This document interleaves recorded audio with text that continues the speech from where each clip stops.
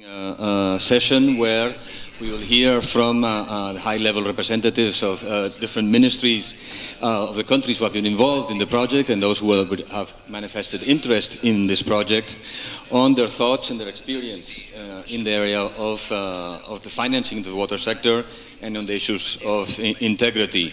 But before doing that, I would be giving the floor first to Vangelis Constantianos to say some things on the presentation of the conclusions of the two conferences, which they will be disseminating in the next few days. I don't see Vangelis right now. I think I have lost him.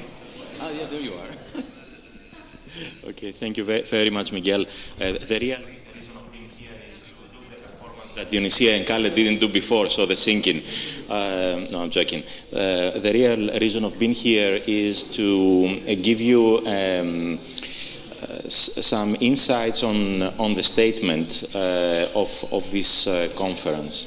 Can you put it on screen? Okay. Now, the initial intention was to have the full statement of the conference being disseminated to you, so you will have the time to go through in detail and we can have an agreement here. So we have done our homework. However, we felt that, and we hope that what we have already here presents the two previous days. However, today, with all the enriching elements of the discussions during the working groups, we feel that it would not make justice to the contents of this meeting if we don't take into account all the great inputs that have been put forward. So right now I think that it is fair that you have just an understanding of the format of the statement of the meeting. And let me, before we go into the format and a bit of the content, let me tell you that the follow-up will be that after we integrate the bullets and the suggestions of the working group, and after making this document shorter because it is lengthy enough right now, you will receive it, all of you. There will be 15 days for your comments that hopefully we will receive. You will have still interest to continue the discussion online on the specifics of the text. And so after 15 days and after getting back your comments, we will go for the final statement, hoping that there will be no controversial points, and then we will pass this to the UFM Secretariat as the main receiver of this work. Now, on the format is simple. We have an introduction saying the main purpose of the meeting, and that the participants endorse the following. Can we continue? Anthi, can we move it? Yeah. Okay. Then there is a paragraph indicating the synergies among organizations and institutions and projects for the event. And then we have a full paragraph describing the basics of water governance. This relatively long paragraph, as it is right now, reflects what it has been in the concept note that you have received, enriched with keywords from the discussions we had over the last 2 days, and now it will be over the last 3 days, the full set. Then, okay, we have a paragraph linking to main region, this conference and this work on water governance to main international processes like the SDGs, the Paris Agreement, and adding a bit more on the ingredients of good water governance with an emphasis on financing and on integrity. And then we go into this we go into 3 paragraphs. Can we go a bit up? We go into 3 paragraphs that provide some specific understanding of the challenge of water governance and financing, giving 3 recommendations for the follow-up activities of the water governance program. Then we go to a second paragraph in the same format, providing key understanding of the water integrity challenges, giving 5, if I'm not wrong, recommendations to the water integrity program for its follow-up. And then we go in specific into the banking, into the water financing through the banking sector. And there are recommendations particularly to the ongoing work of the Swim Horizon program. And after we do that very action-oriented pointing and urging for further action, we conclude with some strong remarks of the importance of this ongoing process, and we pass the torch then to the UFM to present it into the senior official meeting, into the water expert group, and overall in the process of the UFM water agenda, or beyond that, through other processes that relate to the topics of our discussions these 3 days. Thank you, Vangelis. I take it this is an agreed step forward, and I think it makes very much sense to be able to circulate and give people time to consult and enrich it further, because it's true that this panel that we had just before this one and this morning were both very interesting. Look, I will be very brief myself. As moderator, I have to be moderate. But I will recall what I said on the first day, that our expectations, our hope for this conference was that it would lead at the end to the evidence of the interest by the participating countries of the continuity of these projects on governance, on integrity, of their own efforts, which we know all countries are doing, because in the current context, we know that the financing of the water sector requires efforts in all fields, and improvements in the governance, improvements in water integrity are part of that. Just for the UFM, as you mentioned, our UFM water agenda, we will be very happy to receive these conclusions and to try and use them to talk to our member states, to the broad community of member states, and to turn them into actions which can be supportive of further work in governance, in integrity, for the benefit of the water sector in the region. No more from my side. I would like to give the floor in the first place to His Excellency Saad Abu Hammour, Secretary General of the Jordan Valley Authority from the Kingdom of Jordania, and thank you very much, Excellency. Okay, Bismillah ar-Rahman ar-Rahim. Good afternoon, everybody. I know it's a very long day, and I know everybody is feeling tired, but I hope that we will not take much time. We will not exceed the time allocated for this closing panel. As my colleague said, I am an engineer working as Secretary General for the Jordan Valley Authority in the Ministry of Water and Irrigation in Jordan.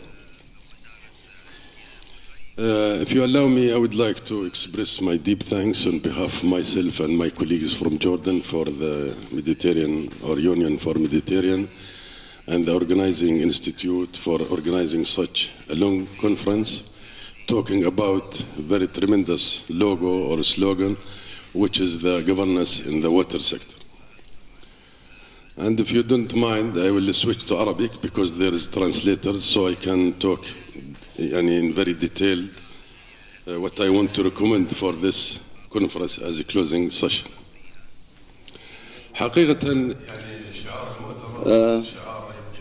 The slogan of the conference is very important for the MENA region. So we are suffering from scarcity of water and financing sources. We have also economic problems all over the Arab world. And I would like to talk more precisely about the Middle East countries, which are very close to some hotspots like Jordan and Palestine. So I will be frank in my talk. The project, as you see, during the 2 or 3 last days, we have been talking about transparency in the governance, and the water governance and financing. the project is almost ending, and the UFM has worked on it, and I don't really know who really did benefit from these two projects. I don't know if there is a direct benefit or if there's been a direct impact on the member countries of the UFM. So maybe our colleagues from the UFM can give us an answer about this. The other thing I would like to say, each country has its specificity. When we talk about transparency and corruption and financing in the water field, there are countries which have a lot of water. Nature has been generous with them because they have rainfall, because they have also seas, they can desalinate, and desalination now has become important because of the climate change, especially in the Middle East countries. Maybe we can also talk about Spain, because there are here clouds we have seen during these 3 days, but we didn't see any rain, so I don't know how it works. I don't know the next days how the weather will be. But in Jordan last winter, we did not have any winter.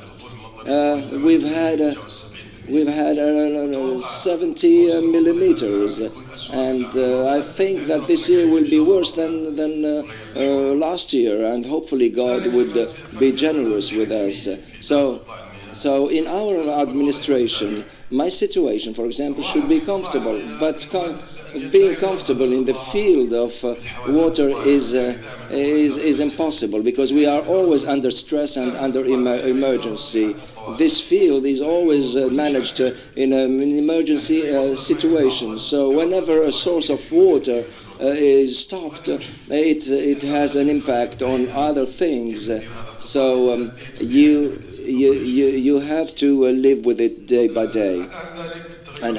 And the climate change is so difficult for us because we are a country where the sea is far away from us, and the other sea is a dead sea. So we don't have any sea. So the waters coming outside from Jordan represent 60% of the waters. Cross-boundary waters exceeds 60% from the neighboring countries, and we cannot really have any control on it. So our friends from Syria can control the situation, and we cannot do the opposite. So the Syrian government now do not have any interest to give water to Jordan. It's all political now. And the Israeli part, we take our cession according to the peace agreement, but there's been a very clear shift of the sources from the Jordan River. We say it frankly to our friends to the Israelis every time we meet, and we need to preserve water in winter to have enough drinking water in the summer season, because we don't have a lot of storing capacities. We cannot have any 24 hours water supply. All the regions of Jordan receive water by sessions, and there is a scarcity of water. So any emergency situation can impact the whole country.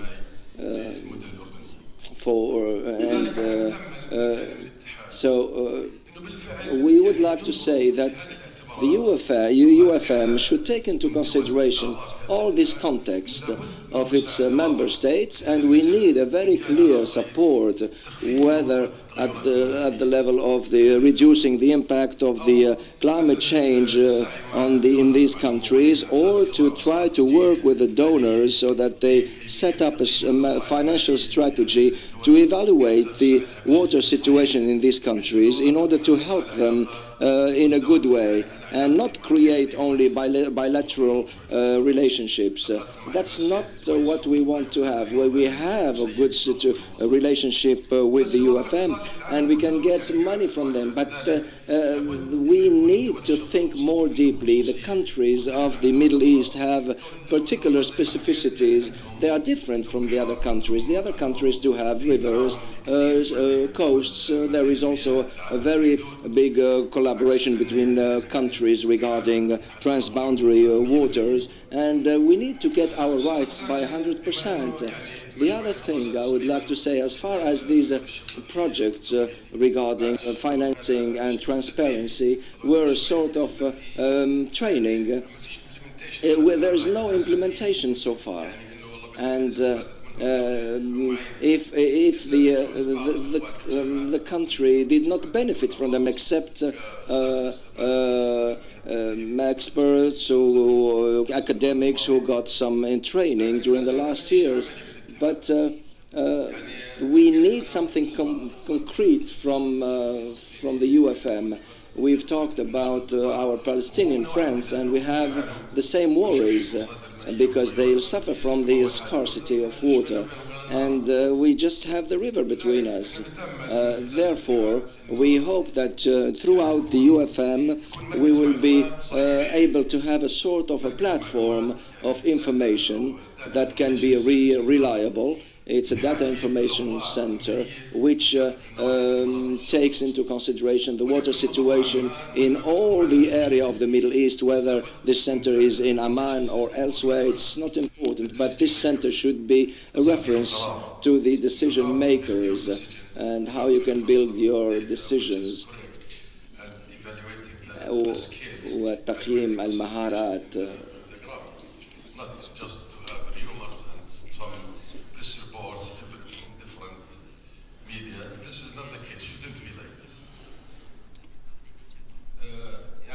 So, the other thing I would like to say regarding transparency. Transparency is something we use to evaluate, so it can be seen from different angles. We have countries where there's been a very big move forward regarding the fight against corruption and the achievement of transparency. And here we have people who can intervene in all suspicious cases. For example, if someone accuses me of not being transparent, so I can be invited to come to justice. So I think we have achieved something regarding transparency, but in some countries, because of the Arab Spring and the political situation, so the new rulers are not really aware of this transparency. So now there is a real effort to reach transparency, and we have suffered a lot from corruption in the Arab world for decades, and this has impacted very negatively these countries. Now, with the Arab Spring, we have some successes. At least in some countries, the citizens are aware that they have the right to hold the decision makers as accountable whenever there is no transparency. And I don't want to take the floor any longer, but I would like to see from the UFM a convincing strategy and also a financial strategy regarding the water sector, because when I take the Middle East countries and when we assess them individually or separately, we have to evaluate their situation, how they can not implement strategic projects because they have scarcity of water, and in this case desalination is the only solution or alternative, but it is very costly, especially for countries like ours where the sea is far away, and to transport this desalinated water requires a lot of electric energy, pumping systems, and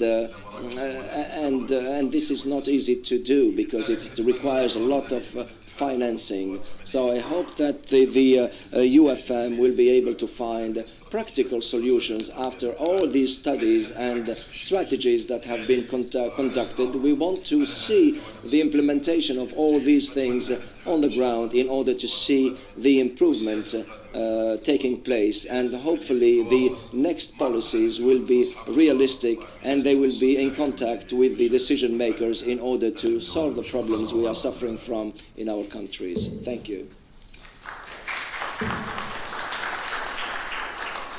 Thank you. Thank you very much, Excellency, for that intervention. Let me just say just a few things as in moderator. The UFM is at the service of its member states, and you have just made a direct request for us to be operational and to convert these type of events into concrete support. So I think that is a very clear message that we have to receive and to work in that manner, to make operational what is our seminars, which are targeting the training of experts from the ministries. I think, as our colleague from Morocco will also be able to say, unfortunately the situation of scarcity of water is similar in the Western Mediterranean as it is in the Eastern Mediterranean, and the lack of rain is something that we are also suffering in Spain, where the dams are today at less than 38% of capacity when their average is 65%. So unfortunately it is something that we 18. So we are both suffering. The intensity of the suffering is different. Now, I would also add something which came up in the previous panel and which I did not feel like I would say, but I will have to do a little bit of defense. There was a lot of requests for mapping and cartography of the financial instruments available in the water sector.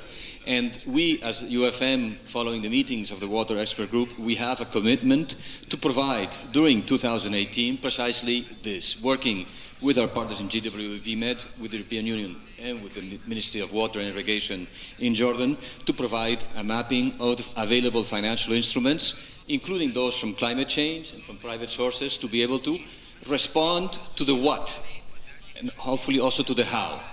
So this is something that we have taken on board already as a product to deliver specifically in this area. You mentioned water knowledge, need for information. I think there's also another project in which we are working, the water knowledge platform, which seeks to provide a model to different countries on a database for, at national level, to be able to share information. And we all know, we've been discussing it these days, you yourself say it, the importance of information. About the benefits, I cannot speak myself, but I will listen also later to the other colleagues who are participated in this program. But first I'd like to give the floor to Mr. Hussein Abdulla from the Libyan Embassy in Madrid, if I understand, for his intervention. Thank you very much for being with us.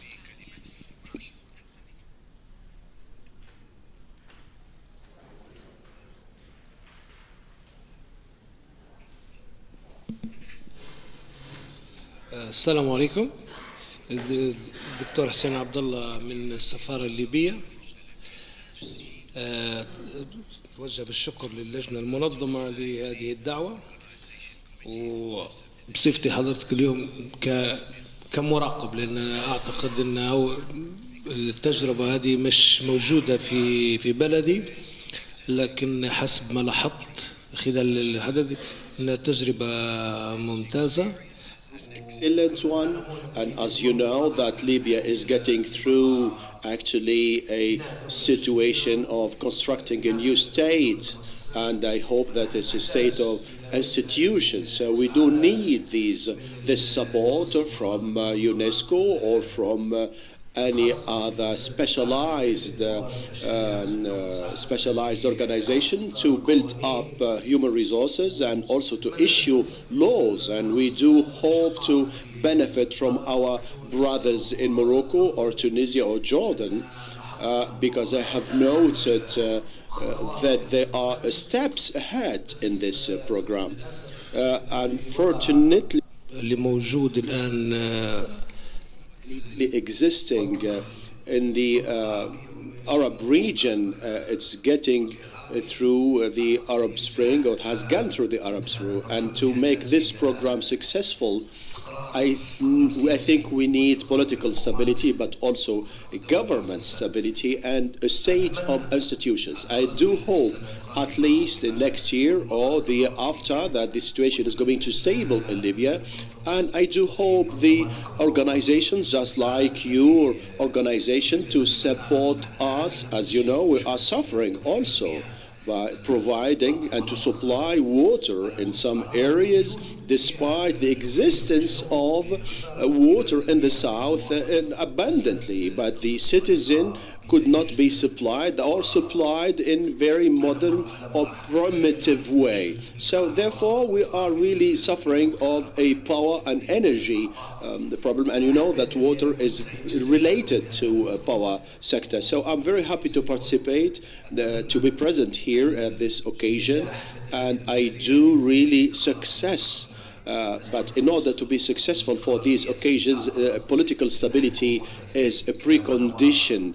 Otherwise, all of it is going to be laid only on paper. So I do hope to, may God help us, and thank you very much. So despite that this field is not my specialty, but I do benefit in these last 3 days, and I'm very happy to hear to the brothers, the Arab brothers, as they have a view and a mission, they have programs, and definitely sure this is going, we are going to ask assistance and help, and they are not going to refuse it. Thank you very much.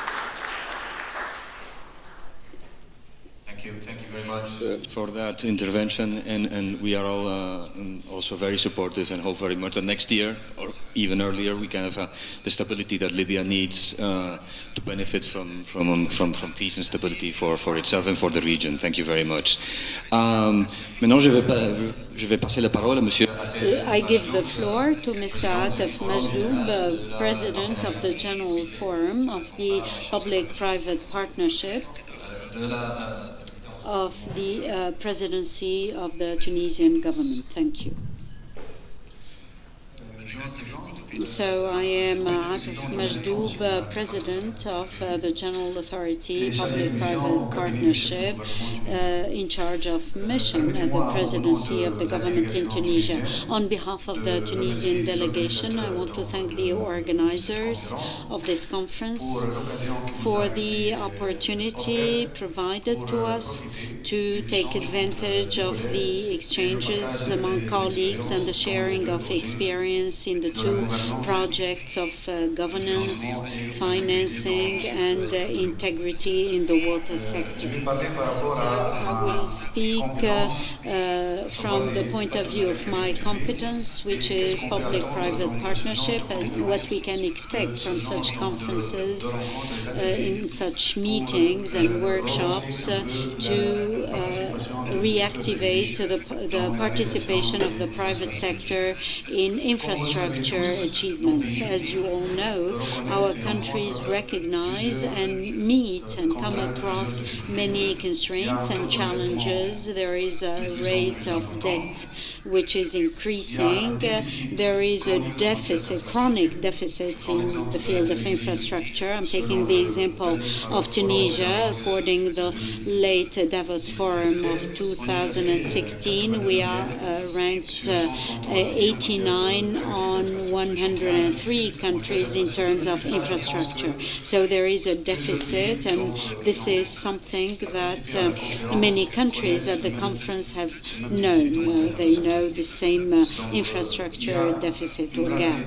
There is shortage of resources, especially financial resources, and constraints which weigh heavily on the public finances of our countries, and PSP can be an alternative. So the participation of the private sector, PPS, and it can be therefore an alternative, and allow me, it may be the third way, the third option between the monopoly of the state and privatization. So it is a midway path between the two extremes, state monopoly in the field of infrastructure projects and privatization, so with the private sector having the infrastructure projects. So PPS, public-private partnership, PPP, would be a third way in the face of the constraints that we experience, the shortage of resources,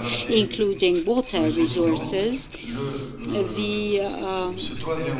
So this third way could attract financing and expertise and professionalization to reduce the gap in the field of infrastructure.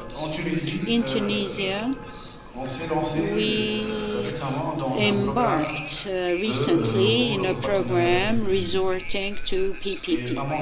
And in my view, the success of PPS or PPP in general requires four foundations. First, there must be political will. And the second pillar is that there must be a list or a pipeline of projects of infrastructure to carry out in PPP. And the third is good preparation, so preparation of projects. And the fourth pillar is good communication. I return to these pillars and what we have done in Tunisia. So we have adopted a framework, institutional framework, which is an important prerequisite but not sufficient. We had political will recently, so the President's speech of 11 September 2017 consecrated a pipeline which will be implemented in PPP with an interesting envelope in the water sector. So there are projects of desalination of seawater and projects of water treatment, and so plants of treatment plants. So there is an amount dedicated to that, and some projects which will be included and carried out in PPP. So concerning the preparation, it should be in the whole process of PPP, from the identification of needs to the preparation of the contract, the negotiation of the contract, and then for the process, I think that the organizers, the Union for the Mediterranean or GWP, can contribute here. And here I suggest that this aspect, I think that PPP preparation is a whole speciality, and it's very important. So I wonder if the organizers can take place, setting training sessions, exchange of experiences, return on experiences through our similar countries, and the return on experiences to draw the necessary lessons in order to avoid failures in carrying out PPP projects. So this kind of fora and meetings may be fundamental element, and here I suggest establishing an exchange platform, an interactive platform of exchange between the representatives of countries to exchange experiences, questions, answers on problems encountered while preparing PPP projects in the water sector specifically. The last pillar important for success is communication. And here, with the presence of civil society, the contribution of civil society, which can be an important part in the dissemination and familiarization with citizens of the good aspects of PPP. So we cannot launch in structuring projects in the water sector without having had the approval of citizens and civil society, maybe be an intermediary to assist public powers, governments, in setting up PPP processes. And here the organizers may also, through what they, through their networks, benefit or give advantage of the exchanges between civil societies in neighboring countries, similar countries, so to see the processes that were adopted so that we succeed in resorting to PPP. So I think that this kind of recommendations, which aims at good preparation of the projects, especially via consultation and consultation with civil society, can be well organized in this kind of association through the countries of the Mediterranean. And thank you for your attention. Merci beaucoup de votre... Thank you for your intervention, and I provide you. So I take note of your two ideas: training to improve preparation of projects, and the link between that and stakeholders, civil society, and the beneficiary community. So these are two things which I had heard in the past already. So I think these are important elements. So finally, we end with Morocco, and we have with us Mr. Salahddine Dahbi, who is head of the assessment division and planning of water resources at the Water Basin Agency of Loukkos in Morocco. Thank you for being with us. Thank you.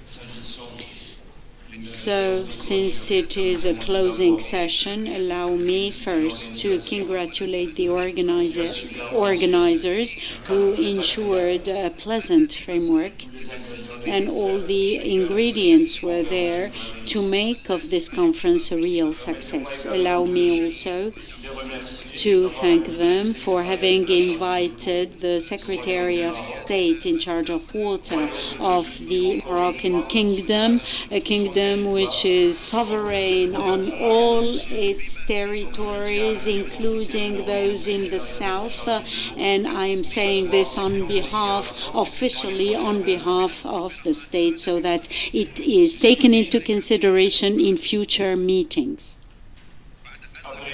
This being said, it is not obvious to take the floor last, because often we repeat what has already been said, which is boring. In addition, this is the end of 3 days of meeting, but I endorse the challenge, and I carry out the exercise. So to answer your question, I invite you to have a look at the main stages of the governance model of water resources in Morocco. It started with the mobilization of non-conventional water resources with the dam policy initiated by the deceased Hassan II, a policy which included irrigation of 1 million hectares and generalization of drinking water in urban areas. Then, towards the 1980s, we started speaking of the notion of integrated management of water resources with the first version of framework plans of water resource management in the water basins. So this notion of integrated management, and on the quantitative and qualitative level was there. And then in the 1990s, around 1995, with the publication of the first law on water, or the promulgation of the law on water, a law which established the integrated management, but also convened and decentralized taking into consideration the geographical space of the water basin. So that it was not easy to pass that law because there were many new concepts. But we went ahead, and in 2009 there was the presentation of the National Strategy on Water.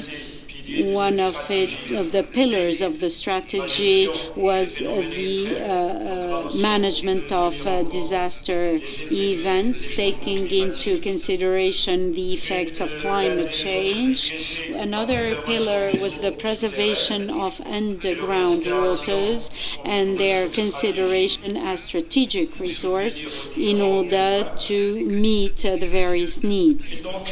And so finally, in 2015, with the promulgation. So after 20 years after the first law on water, we discovered that a few areas were not planned for, and there were many difficulties in enforcing the law. And so it was important to review the law and maybe reformulate it. And so it was in 2015 that the second version on the water law, the law 3615, was promulgated. The law takes into consideration the impact of climate change, and therefore the law provides that all documents of planning must take into consideration climate change. This law establishes the boards of basins at the level of basin agencies, water basin agencies, and so these basin boards, including whether professional, direct users, or also the participate or civil society. Even the gender approach was addressed, guaranteeing a quota of women's participation. This law takes into consideration non-conventional water resources, so a chapter on seawater desalination, a chapter on mobilizing rainwater or capturing rainwater, reuse wastewater.